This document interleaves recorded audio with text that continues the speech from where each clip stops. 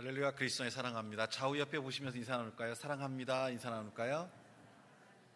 앞뒤도 보시면서 인사 한번 나누겠습니다. 2024년 우리 교회의 표 같이 한번 크게 한번 읽어보겠습니다.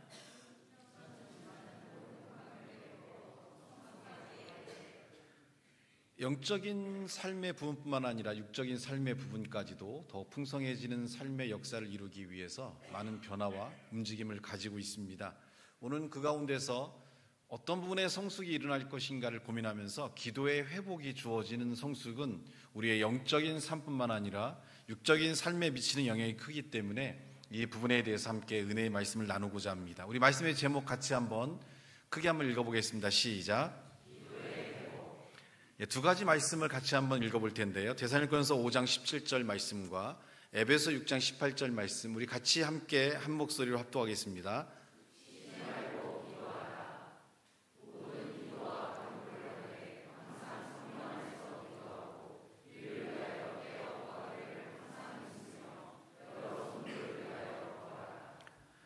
성경은 우리에게 쉬지 말고 기도하라라고 말씀하고 있습니다. 그러면 정상적으로 우리는 생각할 때 우리가 쉬지 않고 기도하는 것이 가능한가라고 이렇게 질문을 던질 수 있고, 또 그런 삶이 가능할까에 대한 의구심을 가질 수가 있습니다만, 좀 더 우리가 신앙이 성장하고 하나님의 은혜를 경험한 많은 성도들은 쉬지 않고 기도하는 삶을 살아가고 있고, 그로 인하여 하나님의 은혜와 역사가 주어지는 풍성한 또 소망이 넘치는 삶으로 살아가고 있음을 우리는 보고 있고 알고 있습니다. 쉬지 않고 기도하는 것이 가능한 것은 우선 첫 번째로 하나님께서 우리 가운데 역사하기를 원하신다는 사실과, 그리고 그분께서 우리의 삶에 현재 임재하고 계시고, 그리고 우리의 모든 걸 바라보고 듣고 느끼고 있는 이런 상태에서 우리가 무슨 일을 하든지 또 어디에 있든지 항상 우리가 어떤 것들을 결정하고 움직이는 순간에 하나님의 도우심이 필요해서 하나님을 찾는다면 그 하나님의 역사와 은혜가 우리의 삶에 주어질 수 있는 그런 축복된 하나님의 역사를 가져올 수 있다는 겁니다. 따라서 우리는 하루의 삶을 살면서 끊임없이 기도할 수 있고, 또 끊임없이 하나님의 역사를 경험할 수 있으며, 또 하나님의 은혜와 능력이 주어질 수 있는 삶으로 우리의 삶이 살아갈 수가 있습니다. 하나님의 임재를 느끼고 하나님의 역사가 우리에게 주어질 수 있다는 확신과 믿음이 있다면 우리는 우리에게 주어진 모든 삶에 대해서 항상 기도할 수 있는 삶이 될 수 있어요.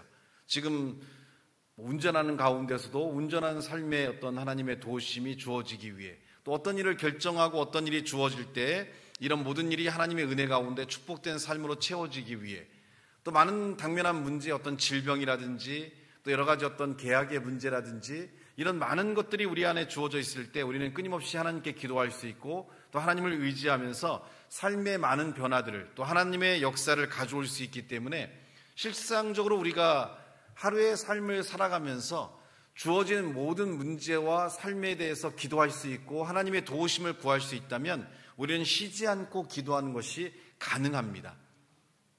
아침에 눈을 뜰 때 90대 노인이 응급실에 굉장히 심하게 맞아서 왔더니 왜 이렇게 다치셨냐고 했더니 아침에 눈을 떴다고, 부인한테 맞았다고 이렇게 얘기를 하는 경우가 있다라고 합니다. 그래서 요즘에 90대 되신 분들은 아침에 눈을 뜨시면 안 돼요.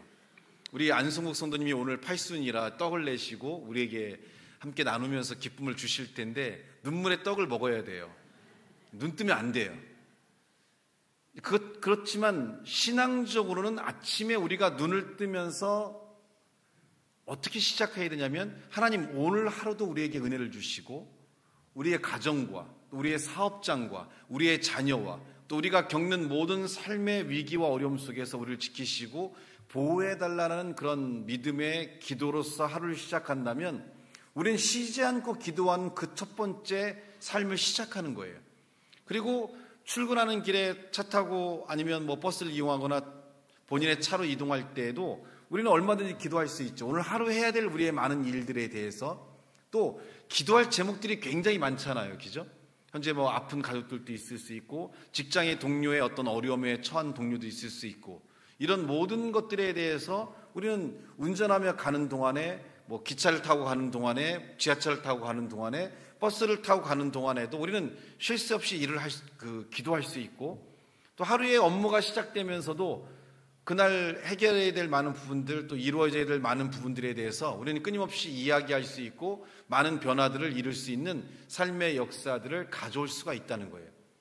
그러면 하루의 삶을 시작할 때부터 기도로 시작해서 하루의 삶이 맞춰지는 잠자리에 드는 그 순간에 주님, 오늘 하루도 감사합니다. 나를 지켜주시고 보호해 주시고 나의 기도에 응답하셔서 너무나 감사합니다라는 이런 기도와 고백으로 하나님께 나간다면 우리는 아침에 삶을 시작하면서 하루의 삶을 마치는 모든 시간들을 기도하는 삶으로 하루의 삶에 하나님의 은혜를 경험하면서 살아갈 수가 있다는 거예요. 한번 따라해 볼까요? 아침에 눈을 뜨면서 기도하고, 하루 일을 마치는 가운데서 기도하고, 잠자리에 들면서 감사의 기도로 하루의 삶을 마감한다. 그리고 더 중요한 건요, 이런 기도하는 삶에 하나님과의 관계를 맺는 사람들은 잠에 든 그 꿈속에서도 예수님을 만나고 또 예수님께 기도할 수 있는 삶의 능력들을 가지게 됩니다. 간절함은 미래를 향해 하나님의 역사를 가져올 수가 있는데, 예를 들어서 이 해피타운에 있는 고양이의 시작은 누룽지란 고양이로부터 시작됐어요. 어느 날 이 고양이가 와서 저희 집에 그 밖에 내놓은 음식물 쓰레기를 먹기 시작하면서 사료를 주기 시작하면서 이제 고양이가 시작됐는데, 그전에는 많은 고양이가 다녔겠지만 눈에 안 들어왔겠죠. 왜냐하면 내가 관심이 없으니까.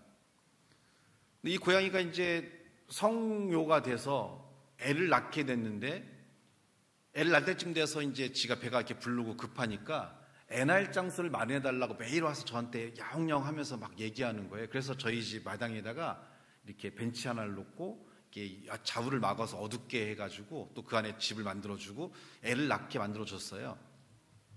애만 나면 이제 일주일 만에 애를 물고 다른 데 가서 또 이제 돌아다니다가 임신을 하고 배가 불러서 애 낳을 때가 되면 꼭 집 앞에 와서 매일 소리를 질러요.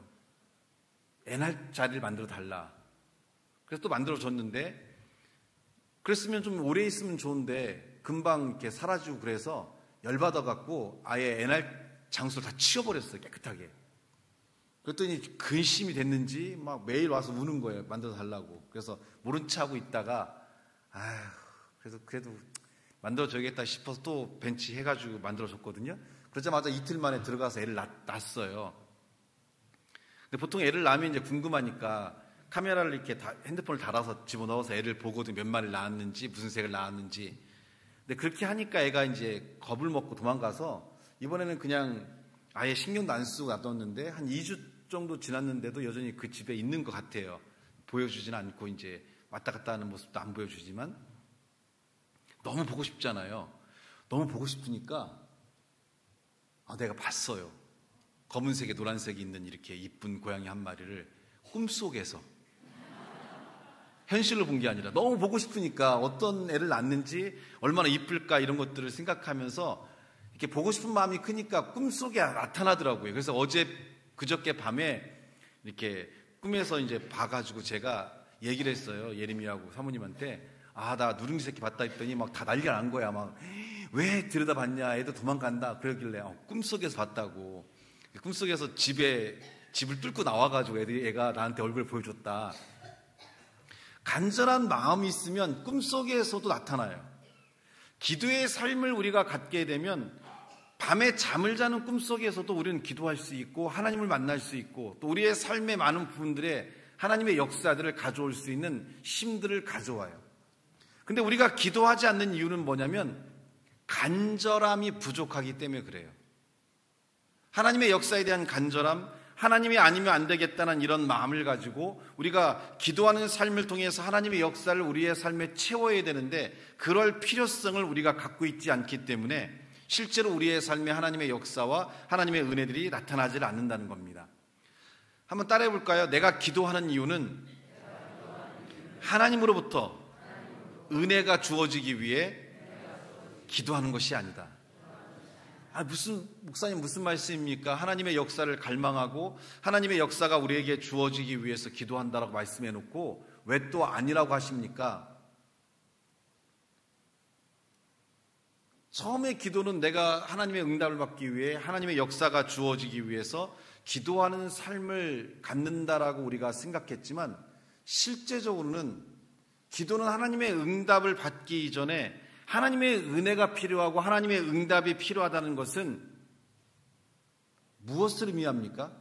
내가 그만큼 한계 안에 있고 부족하고 연약하다는 것을 깨닫는 거예요. 기도는 하나님의 응답이 주어진 것에 대한 깨달음보다도 우선해야 될 것은 하나님의 역사가 필요한, 하나님의 역사가 없으면 안 된다라는 그런 연약한 우리의 삶, 우리의 존재의 한계를 깨닫는 게 기도의 가장 큰 능력이 있는 거예요. 이것을 깨닫지 못하기 때문에 우리가 기도하지 않는 거예요. 내가 부족하고 내 힘으로 할 수 없고 내 힘의 한계를 갖고 있다라고 느낄 때 우리는 하나님께 도움을 구할 수 있는데 내가 갖고 있는 힘의 한계나 연약함을 느끼지 못하기 때문에 하나님께 구하지 않죠. 삶의 힘듦을 알고 있고 고통과 어려움이 있는 것을 알고 있지만 기도하지 않는 것은 이것에 대한 한계를 갖고 있고 내가 이런 삶을 벗어나고자 하는 갈망을 갖고 있지 않기 때문에 하나님께 구하지 않아요. 그래서 어떻게 됩니까? 삶이 여전히 힘들고 고통스러움에도 불구하고 그 삶이 바뀌지 않은 상태로 여전히 지속하고 있다는 거죠. 하나님을 통해 얼마든지 기쁘고 소망이 넘치는 삶으로 살아갈 수 있음에도 불구하고 한계에 눌려 있다는 거예요. 제가 저희 아버님이나 저희 형님 목사님의 능력 가운데서 이제 그 부러운 능력 중에 한 가지가 뭐냐면 이제 기도하실 때도 이제 그런 성경 말씀을 통해서 이렇게 하시는데 이제 깨트리는 권세라고 보통 얘기하잖아요. 이렇게 부서뜨리는, 무너뜨리는 말씀의 믿음의 능력으로 태산마저도 무너뜨린다고 성경이 기록되어 있는 것처럼 이렇게 성도들의 삶에 지배하고 있는 그런 어떤 강력한 힘들이 있어요. 보통 우리가 세상에서는 팔자라고 하잖아요. 또 운명이라고 하잖아요. 이 사람은 안 되는 사람 평생 안 돼. 근데 그런 사람들이 예수를 믿으면 안 되던 사람이 잘 되잖아요. 왜냐하면 안 된다는 그런 안 되는 삶에 대한 이런 저주에서 예수님을 믿음으로써 풀려나기 때문이죠.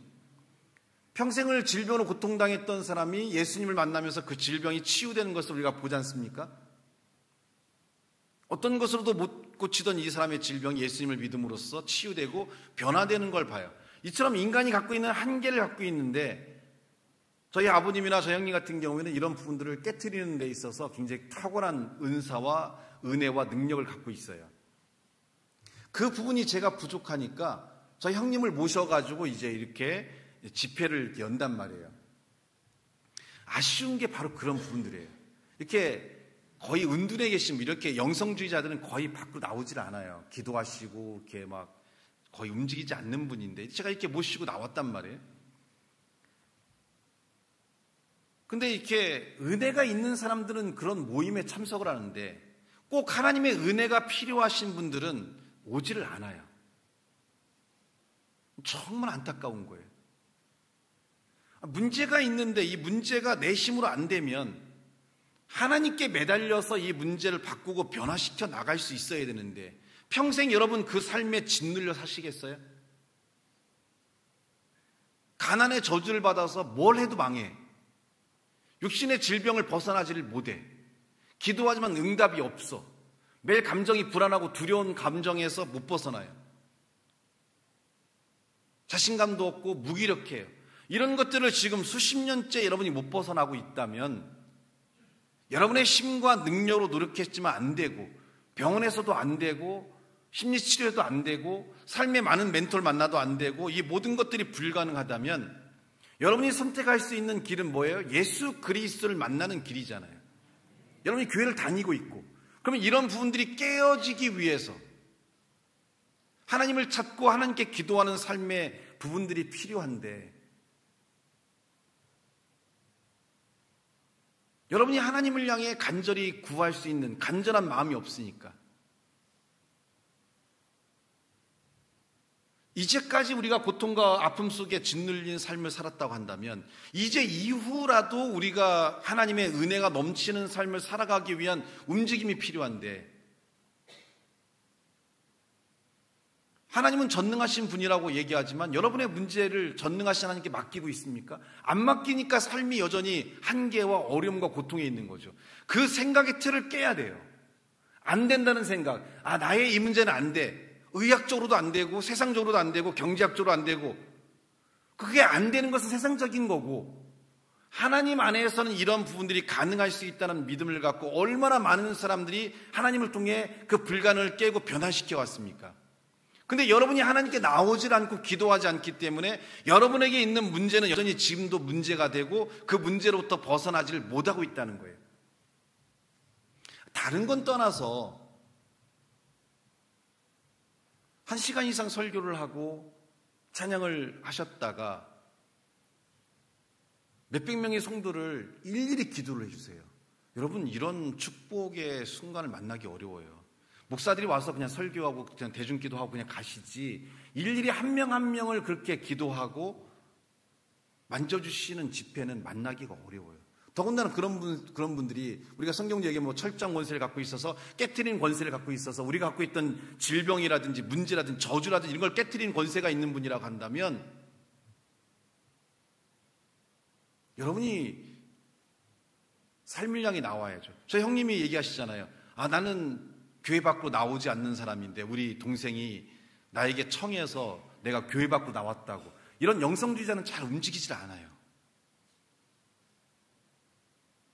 다른 건 떠나서 그 성도 하나하나를 수백 명을 안수를 하면서, 더군다나 이곳이 장의자가 없이 바닥이라면 편하실 텐데 이 장의자를 뛰어넘으시면서 일일이 안수하면서 그걸 다 깨트려 주시고, 특별히 안수한 가운데서 더 어려움이 있는 분들은 그 자리에서 더 특별히 더 안수해 주시고 하시거든요.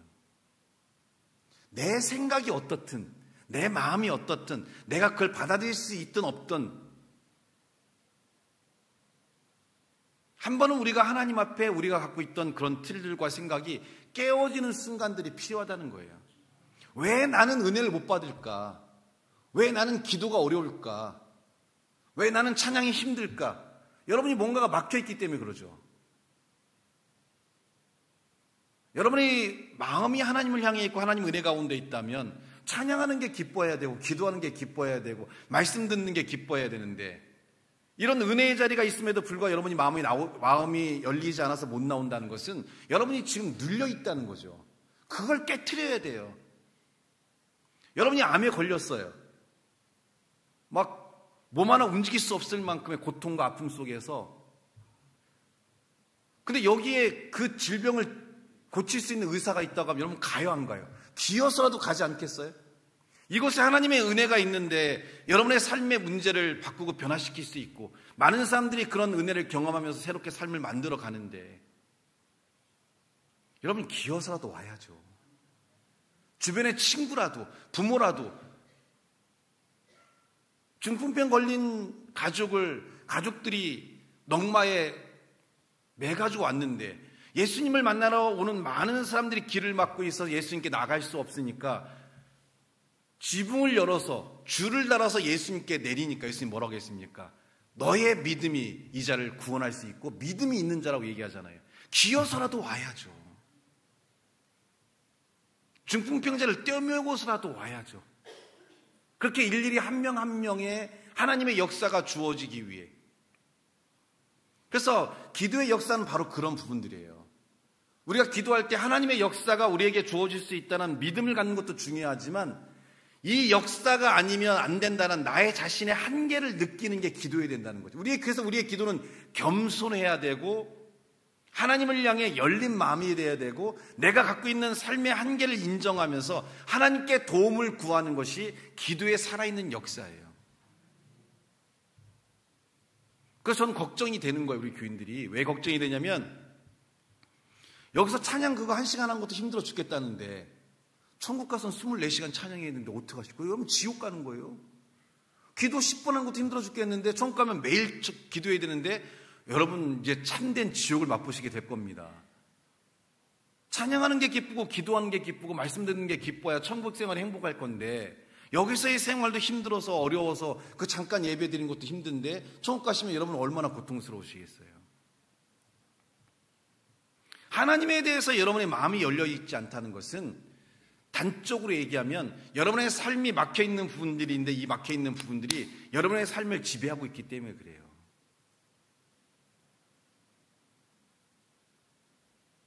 여러분의 삶이 영적으로 열려 있으면 예배가 기쁘고 기도가 기쁘고 찬양이 기쁘고 말씀이 기뻐야 돼요. 많은 분들이 그런 얘기를 해요. 3시간 넘게 집회를 했는데 시간이 어떻게 갔는지 모르게 금방 지나갔다. 그 상태가 되기까지 여러분 안에 있는 것들이 깨워져야 된다는 거죠. 제가 부탁한 것도 아니에요. 저희 표성 목사님에게 갑자기 고난주간 집회를 끝나고 나시더니 행복한 교회를 위해서 내가 집회를 7주간 해주고 싶다라고 얘기하셨어요. 근데 시간적으로 이게 좀 교회 스케줄과 맞지 않아서 올 한 달만 5주간만 해달라고 부탁을 했어요. 먼저 본인이 오시겠다고 했어요. 고난주간 집회를 하고 보시니까 뭔가 눌려있는 분들이 많으니까 그 눌려있는 거 다 열어주고 하고 싶으셔서, 저처럼 잘 처먹어가지고 살이 디룩디룩한 목사라면 괜찮지만 드시지도 않아요. 저런 분들은. 저희 아버님도 그렇고. 영성주자들은 왜 안 먹나 몰라. 그들은 금식하고 맨날 단식만 하고 보면 몸이 허리가 이만해요. 성도도 안 쓰다가 오히려 본인이 밀려서 넘어가. 그 정도로 삐쩍 마르라 계신 분인데도 일일이 한 명 한 명을 만져주시는 그런 시간들에 그분이 돈을 받기로 합니까? 본인이 챙기는 게 있기에 합니까? 뭐가 있습니까? 우리는 그거예요. 재능 기부. 내가 헬몬교회에서 나의 영적인 은사를 줄 테니 당신도 그렇게 하고 서로 아무것도 받지 말고 그냥 합시다. 그냥 성도 하나 은혜 주겠다는 목적하에 그 기쁨 속에서, 왜냐면 6월 달에 또 선교를 2개월 나가시거든요. 집회하시러. 그래서 시간도 없으세요. 또 몸도 회복하고 가셔야 되는데 회복할 시간도 없이 그런 간절한 마음으로 오신다는 것은 우리 안에 있는 어떤 약한 면들의 하나님의 역사를 일으켜서 변화시켜 주기 위해서. 그래서 이순희 목사님이 그런 얘기를 하시더라고요. 목사님이 자기는 안수하자마자 막 두개 팼다고. 안수를 1차 하시고 막혀있는 부분이 있으면 2차 안수를 더 해주시거든요. 이순희 목사님도 뭔가에 대한 새로운 계획을 준비하고 있는데 뭔가 막혀있는 느낌들이 있으시니까 그걸 열어주고 하나님 앞에 그런 축복이 주어지기 위해서 더 안수해 주세요. 쉽지 않아요. 저도 그냥 말씀 전하고 이렇게 그냥 기도하고 끝내면 편한 것이지 일일이 그걸 안수를 다 해주고 다닌다는 건 쉽지는 않거든요.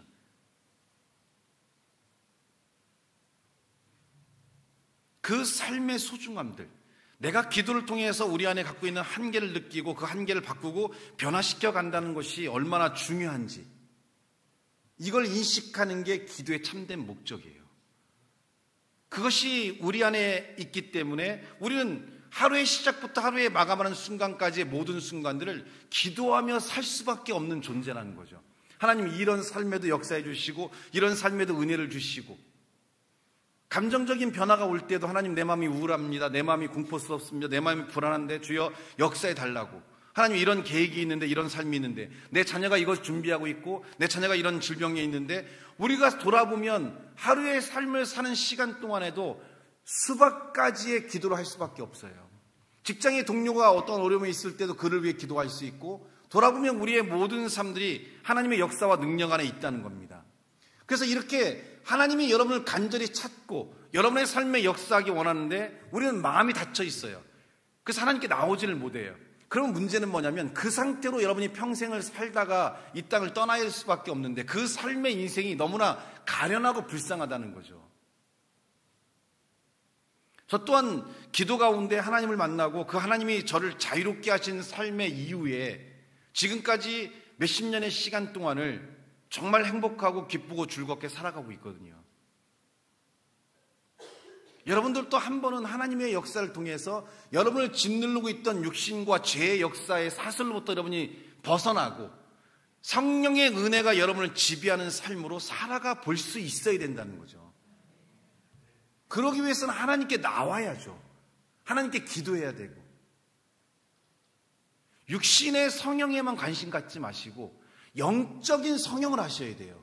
세상적으로 여러분이 아름다워지기 위해서 몸을 성형하듯이,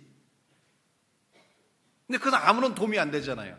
영적인 성형을 하게 되면 여러분의 삶의 입술의 능력, 여러분의 손에 재물 얻을 능력을 주셨다고 했으니까 재물의 능력들이 삶의 모든 삶을 통해서 하나님의 살아있는 은혜와 역사를 통해 여러분의 삶이 더 풍성하고 은혜가 넘치는 삶으로 살아갈 수 있다는 겁니다.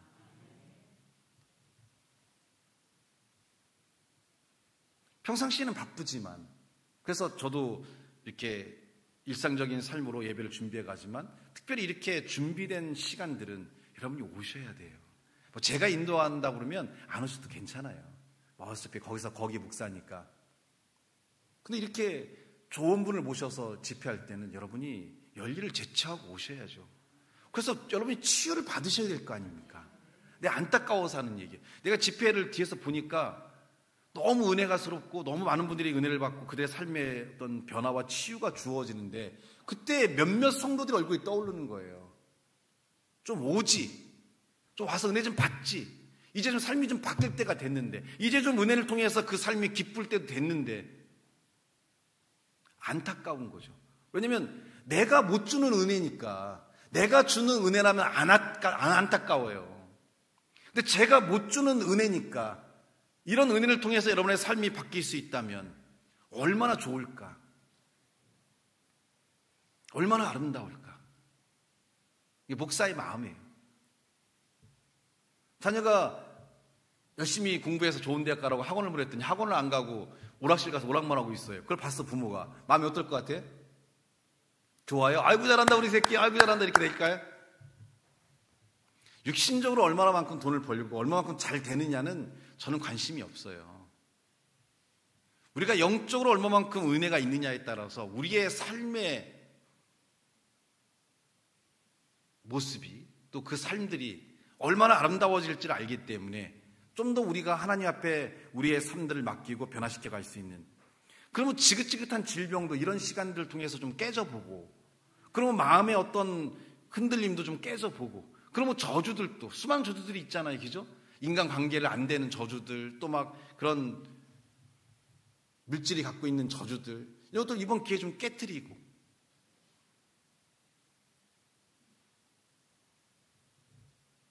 그리고 솔직히 부흥회 안 해보신 분 없잖아요? 그 부흥회 와서 은혜 받으셨고, 야, 내 삶이 이렇게 해결되는 걸 느꼈잖아요. 그리고 그 이후에 또 다시 세상으로 들어가면서 마음이 무너진 거잖아요. 그럼 여러분이 부흥의 은혜를 모르는 게 아니고 하나님의 역사를 모르는 게 아니에요. 단지 이제 너무나 이제 세상화되고 우리가 세상에 짓눌려 있다 보니까 하나님께 나오는 것이 어려운 거죠. 그걸 깨고 나와야 돼요. 깨고 나와서 또 은혜로 충만하고 또 세상을 살아가고 또 은혜로 충만하고 이렇게 삶을 살아갈 때 우리가 바뀌고 변화될 수 있는 힘들을 가질 수가 있거든요.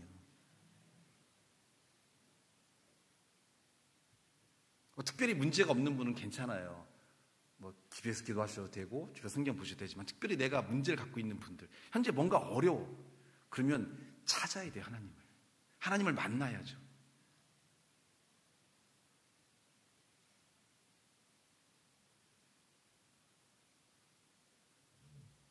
깨어지는 삶들이, 그런 순간들이 신앙 안에서 꼭 필요하거든요. 골로새서 3장 17절 말씀 한번 보여주시겠어요? 같이 한번 읽어보겠습니다. 시작.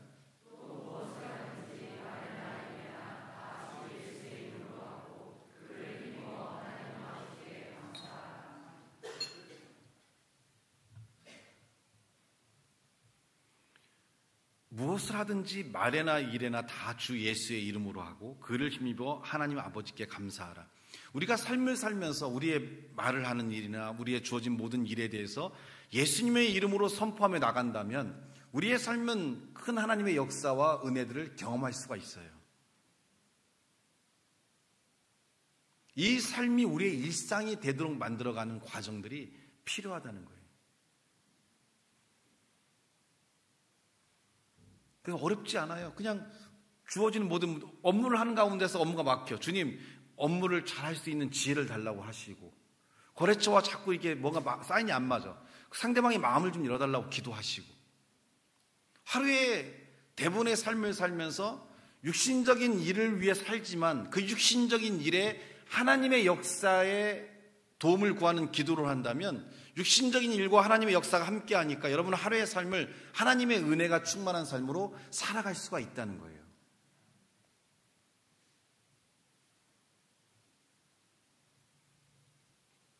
그러니까 목사로서 이제 가장 안타까운 마음들이 바로 그런 거죠. 고통의 삶을 지속할 때 목사가 제일 힘들어요. 제가 여러분한테 뭐 돈 달라고 합니까? 뭐 옷 사달라고 합니까? 뭐 차를 바꿔달라고 합니까? 집을 구해달라고 합니까? 절대 그런 목사 아니잖아요. 관심도 없고 받고 싶지도 않고. 제가 바라는 딱 한 가지는 그거예요. 성도님들이 정말 잘 됐으면 좋겠어요. 행복하고, 질병이 있는 분은 질병이 치유되고, 물질이 가난한 자는 물질이 풍요해지고, 자녀들이 잘 돼서 자신의 원하는 꿈을 이뤄가고, 오직 그거 하나 바라보고 있는 거거든요. 목회하는 이유가. 근데 그 변화의 접점은 하나님과 여러분이 만날 때예요. 하나님이 여러분을 만날 때 이 접점이 일어나는데, 중요한 건 하루의 삶을 생각해 보십시오. 나는 하나님을 얼마나 찾고 있는가? 나는 하나님께 얼마나 기도하고 있는가? 기도가 어렵지도 않잖아요. 그냥 너의 일이나 말에 다 그냥 예수의 이름으로 해라. 어렵지도 않아요. 주님 도와주세요. 주님 함께 하소서. 주님 마음이 힘들어요. 그냥 모든 여러분의 삶의 모든 것들에 예수님의 이름으로만 불러서 삶의 모든 것들을 맡기면 되는데, 이 삶들이 하루가 되고 이틀이 되고 한 달이 되고 두 달이 된다면 이 기도의 힘들이 여러분의 삶에 굉장히 많은 변화를 가져올 수 있다는 거죠. 이것에 대한 믿음을 갖는 것들이 신앙이고, 그것이 성도들의 올바른 삶이라는 것을 우리는 알아야 돼요. 그 삶들이 변화를 가져오고 그 삶들이 새로운 일들을 이룰 수 있는 역사를 가져온다는 겁니다.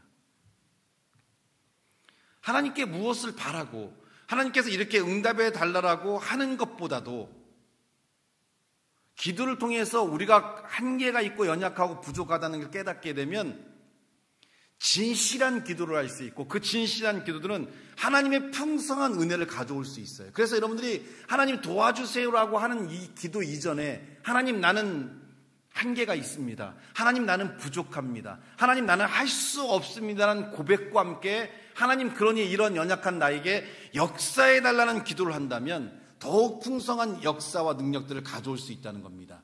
하지만 내가 부족하다는 걸 인식하지 못하면 우리는 하나님께 기도하지를 못해요.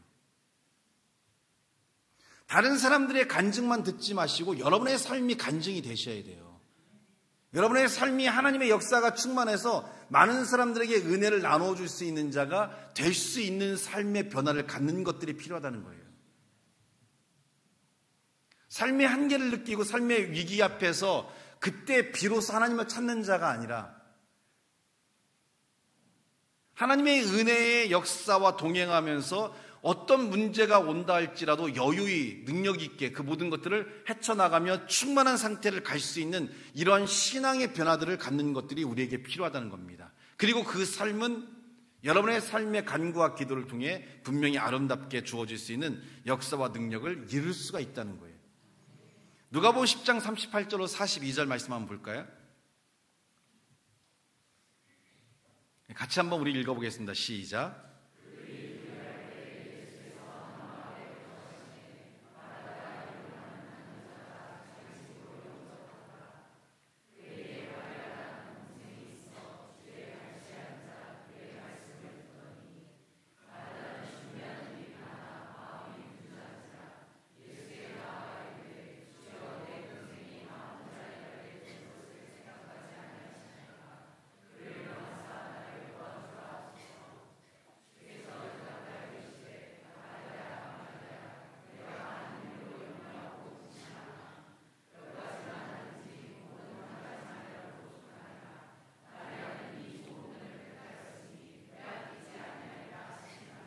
예수께서 마르다라 이름하는 집으로 들어가시자, 예수님 오셨으니까 마르다는 당연히 음식도 준비해야 되고 여러 가지 막 준비하고 바빠요.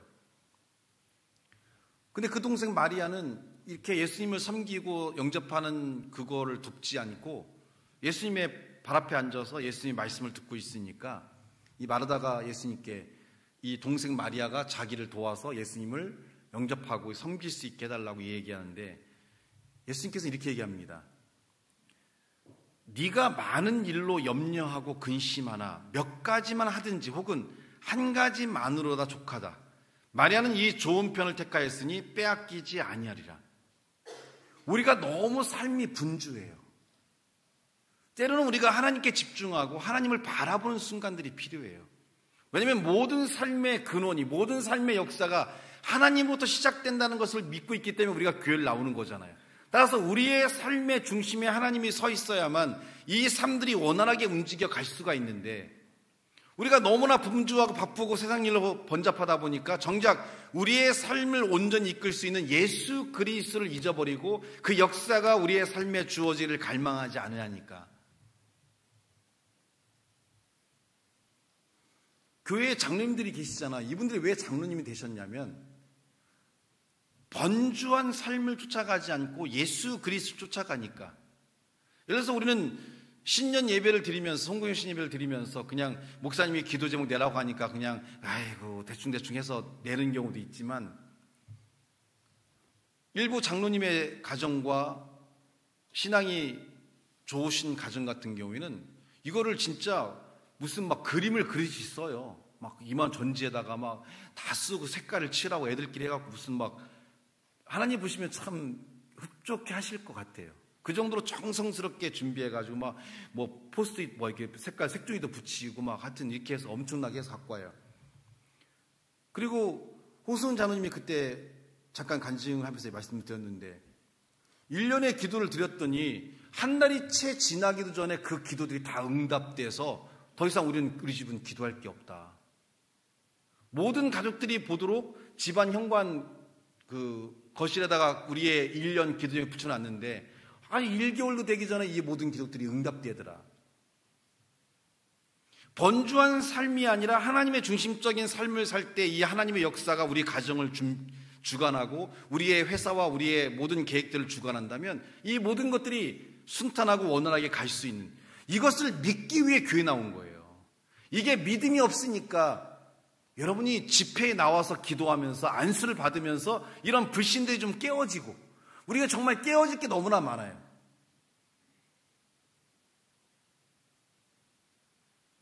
나시현 일사님이 방사선 치료를 받으셨는데 알리지도 않고 그냥 후딱딱 받으시더라고요.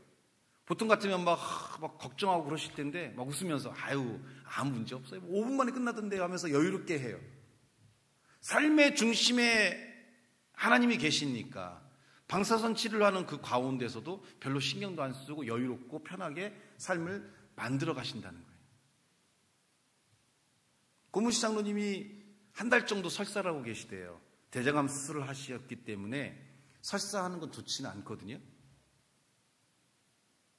근데 이제 조금씩 나아지고 있다라고 하시면서 그런 얘기를 하시더라고요. 목사님 걱정하지 마세요. 괜찮아요. 내가 믿음이 있고 하나님의 역사에 대한 확신이 있고 그리고 충분히 이런 사람들이 이겨낼 수 있으니까 걱정하지 마십시오라고, 오히려 저한테 걱정하지 마십시오라고 얘기해요. 삶의 중심에 믿음이 있으니까 질병이 밀려와도 이길 수 있는 힘이 있는 거죠. 우리에게 만약에 질병이 온다면, 불의의 사고를 당해서 우리의 가족이 떠난다면, 물질이 다 사라지는 어려움이 온다면 우리는 욥처럼 견딜 수 있을까요? 신앙은 실제적인 삶을 이야기하는 거예요. 현재 내가 그런 삶을 겪지 않아서 이런 일이 나에게 없을 수 있을 거란 생각하지 마십시오. 이 중에 누구나 의도하지 않았지만 질병에 걸렸고 자녀들의 삶에 문제가 있었고 삶의 여러 가지 계획들이 틀어져 버리고, 그러나 신앙이 있기 때문에 이 모든 것들을 이겨내고 바꿔나갈 수 있는데, 이런 하나님의 역사에 대해서 여러분이 마음을 열지 못하고 어느 정도의 제약을 두고 있다면 이 제약들이 여러분의 삶에 덫이 될 수 있다는 거죠. 하나님의 역사가 살아서 움직일 수 있도록 여러분의 마음은 열려 있어야 돼요. 부드러운 마음이 되라고 했고, 귀가 열리고 마음이 열려서 또 눈이 열려서 하나님을 보고 듣고 느낄 수 있는 자가 되라고 성경은 얘기하지만, 오늘 우리는 무언가가 우리를 제약하고 있어요. 너무나 분주한 거죠. 때로는 하나님께 집중하기 위해 이 분주함을 내려놓고 하나님께 나올 때 마리아는 구원을 받고 마리아는 하나님의 축복 가운데 있지만 마르다는 어떻습니까? 멀어져 나가는 거예요. 원래 저는 이렇게 강요하는 걸 좋아하지 않습니다. 신앙은 강요로 되는 게 아니라 내가 느끼고 해야 되는 건데 안타까운 거예요. 저도 저희 형님을 알지만 그렇게 움직이는 분이 아니거든요. 저도 부탁을 하고 거절당할 수 있는 용기를 갖고 부탁을 했는데 본인이 선뜻 오신다고 해서 저도 깜짝 놀랐어요. 이럴 때 좀 마음을 열고 좀 여러분의 삶들이 좀 깨질 필요가 있어요. 월차 내요. 월차 언제 낼 거예요? 놀러만 가려고 월차 내지 말고 말씀드리잖아요. 육신의 성형만 하려고 하지 마시고요. 영적인 성형을 좀 하세요. 그래서 하나님을 느끼고 하나님을 경험하고 때로는 그럴 때가 필요하지 않겠어요? 그리고 그 하나님이 여러분에게 어떤 일을 이루실 수 있는지를 여러분이 경험을 해야 지금의 상황과 환경을 이겨내야 미래를 어떻게 해결해야 할지에 대한 방향이 잡힐 거 아닙니까?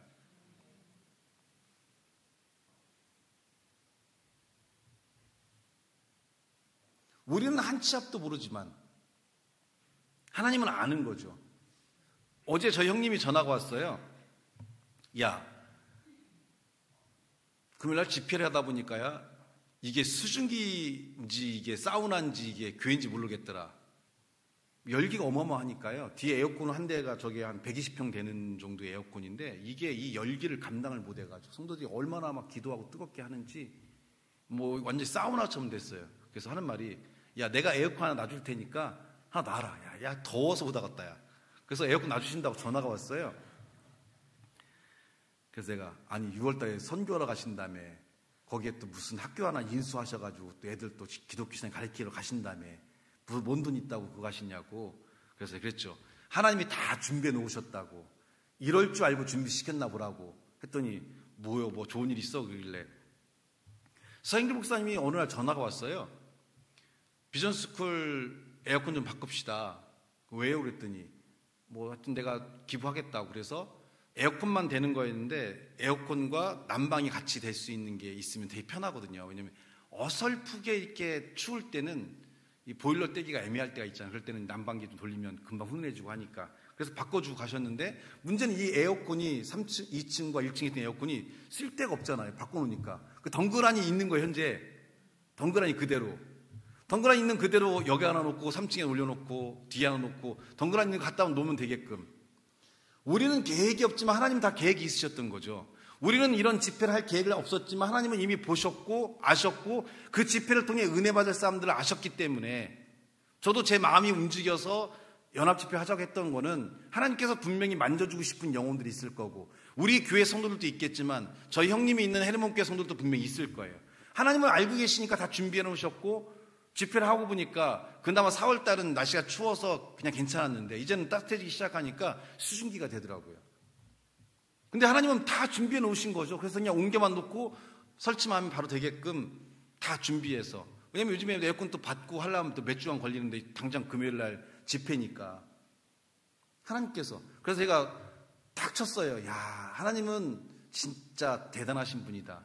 한치의 빈틈이 없으신 분이다. 모든 걸 준비하고 채워주시는 역사를 갖는구나. 그러려면 분주한 삶을 벗어나서 마리아처럼 하나님을 바라볼 때 오늘 예수님 얘기하잖아요. 마리아는 이 좋은 편을 택하였으니 빼앗기지 아니하리라. 우리의 삶이 마음을 빼앗기고 건강을 빼앗기고 물질을 빼앗기는 이유가 뭐냐면 하나님께 집중하지 않기 때문에 빼앗기는 거예요. 왜 우리가 힘이 들고 무기력하고 왜 무너지고 왜 가난하고 왜 힘들고 어렵냐면 하나님을 바라보던 여러분의 관점이 세상을 향해 하나님을 놓쳐버리니까 그때 사단이 여러분의 삶에 침투하기 시작하고 세상이 여러분을 흔들기 시작하면 그 삶에서 견디기가 어렵잖아요.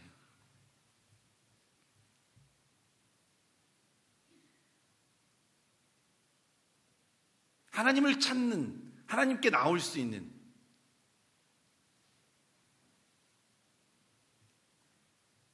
그래서 저는 제 자녀를 보면서 그런 생각을 해요. 여기에 있는 모든 부모님들이 자녀를 그렇게 키울 거라 생각하지만 자녀를 보면서 그래 이거 하나만은 잘 키웠다라고 생각하는 게 뭐냐면 어떤 문제가 있을 때 아우 좀 힘들겠네 그러면 기도하면 되지. 하나님께 역사하실 거야. 모든 삶에 있어서 기도하면 되지. 사실은 목사의 자녀가 신앙을 갖는 게 쉽지는 않아요. 힘들고 어려운 상태와 이런 좋지 않은 모습들 많이 보고 크다 보니까. 근데 아이가 항상 어떤 어려움이 있을 때마다 기도하면 되지. 아빠가 기도해줘 같이. 삶의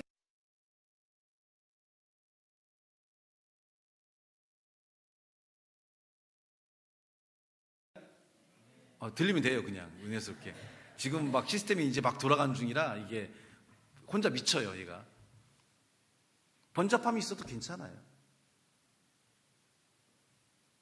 근데 하나님께 집중할 때는, 그리고 그 집중을 통해서 우리의 삶에 하나님의 역사가 있을 때는 하나님을 통해서 여러분이 살아계심을 경험해야 돼요.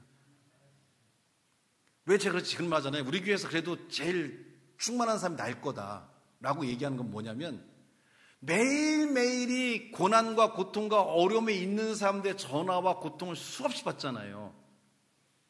매일 미칠 정도로 받아요. 꼴딱꼴딱 넘어갑니다. 죽어가시는 분부터 시작해서 애 낳아야 되는데 목사님 배가 너무 아파요부터 시작해서 이거 나한테 왜 전화? 남편 머리끈을 잡아야지. 남편 머리끈을 잡으면 나한테 왜 전화하냐고 그거를. 너무 아프니까, 너무 또 두렵잖아요.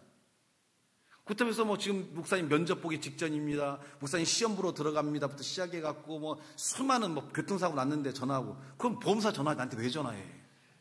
이런 수없이 전화가 와요. 그런데 그 모든 전화를 받고 기도하고 함께 나갈 때 다 주님의 은혜가 함께해서 해결되고 은혜가 넘치는 삶을 채워줘요. 그러니까 매일매일 하나님을 경험하니까 제가 안 충만할래 안 충만할 수가 없어요. 왜? 하나님의 삶이 주어지니까. 원하지 않아도 매일매일 쉬지 않고 기도하는 삶을 살아갈 수밖에 없어요. 왜냐면 계속 기도해달라고 전화가 오니까. 다행히도 사업 시작했는데 좀 오늘 장사가 안 될 것 같고 분위기가 쎄하잖아요. 그러면 목사님 전화 와서 목사님 오늘 분위기 쎄해요. 기도해 주세요. 하루의 삶을 살면서 기도할 수밖에 없어요. 쉬지 않고 기도할 수밖에 없어요. 그리고 그 쉬지 않고 기도하는 모든 영역마다 하나님의 은혜가 주어지니까, 그 하나님의 살아있음을 경험하니까 안 충만해질래 안 충만할 수가 없겠죠. 그러니까 여러분도 여러분의 삶에서 매일매일 모든 문제를 기도하며 살아가야 돼요. 그 기도하며 살아가면서 제일 중요한 게 뭐냐면 하나님께서 여러분에게 살아서 움직여지는 삶을 경험하는 게 필요해요. 매일매일 감격이 되고 매일매일 기쁨이 되고 매일매일 소망이 넘쳐야 여러분의 삶에 주어진 모든 것들을 이겨내고 기쁨과 충만함으로 살아갈 수가 있다는 겁니다. 이 삶이 기도의 강력한 힘이에요.